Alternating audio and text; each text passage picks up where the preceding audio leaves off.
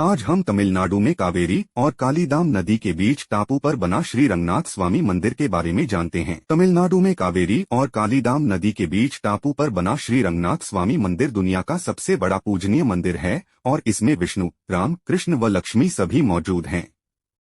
इसका विस्तार 155 एकड़ में है।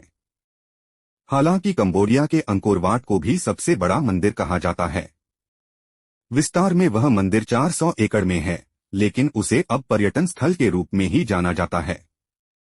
वहां व्यापक स्तर पर धार्मिक आयोजन व पूजा पाठ नहीं होता। मान्यता है कि विष्णु यहां राम के रूप में विराजित हैं।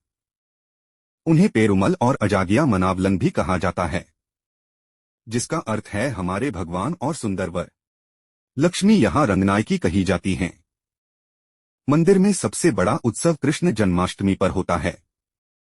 संभवत इतने देवताओं के इस मेल के कारण ही दक्षिण भारत में इस मंदिर का गोपुरम सबसे ऊंचा है, जो 237 फीट का है। मंदिर के पुजारी पार्थसारथी बताते हैं कि मुख्य मंदिर को रंगनाथ स्वामी मंदिर कहा जाता है, जो भगवान का शयन कक्ष है। इस मंदिर में विष्णु की प्रतिमा शयन मुद्रा में है। साथ ही विष्णु की खड़ी प्रतिमा, कृष्ण, लक्ष्मी, सरस्वती, श्रीराम, नरसिम्हा के विविध रूप और वैष्णव संतों की प्रतिमाएं भी हैं। मंदिर का निर्माण 9वीं सदी में गंग राजवंश के दौर में हुआ था।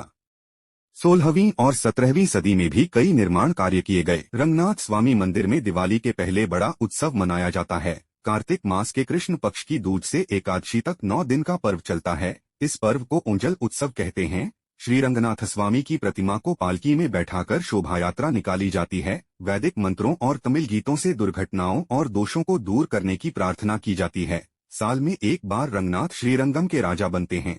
दिसंबर से जनवरी माह में 21 दिन का उत्सव होता है। इस दौरान रंगनाथ एक दिन के लिए राजा बनाए जाते हैं। उस दिन उन्हें रंगराजन पुकारा जाता है। मंदिर परिसर में अलग अलग देवी देवताओं के 80 पूजा स्थल हैं। दीवारों पर सिर्फ तमिल ही नहीं, संस्कृत, तेलुगु, मराठी, ओडिया और कन्नड़ भाषा में 800 से अधिक शिलालेख अंकित हैं। इनकी लिपि तमिल और ग्रंथ है। ग्रंथ लिपि का इस्तेमाल तमिल और मलयालम भाषाविद 6ठी सदी से ही संस्कृत लिखने के लिए करते रहे हैं। श्री राम यहाँ विभीषण के सामने विष्णु रूप में प्रकट हुए थे। जनश्रुति है कि त्रेता युग में भगवान राम ने यहाँ लंबे समय तक आराधना की थी।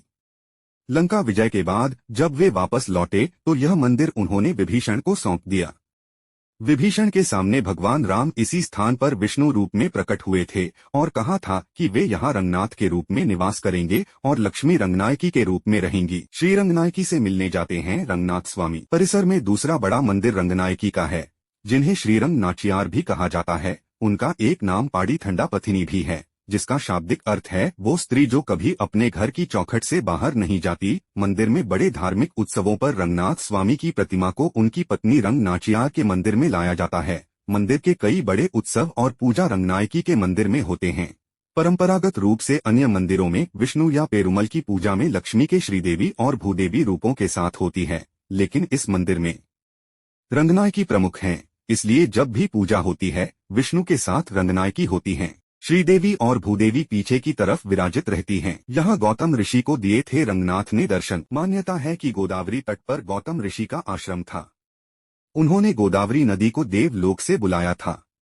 बाद में गौ हत्या के आरोप पर गौतम ऋषि को यह आश्रम छोड़ना पड़ा था।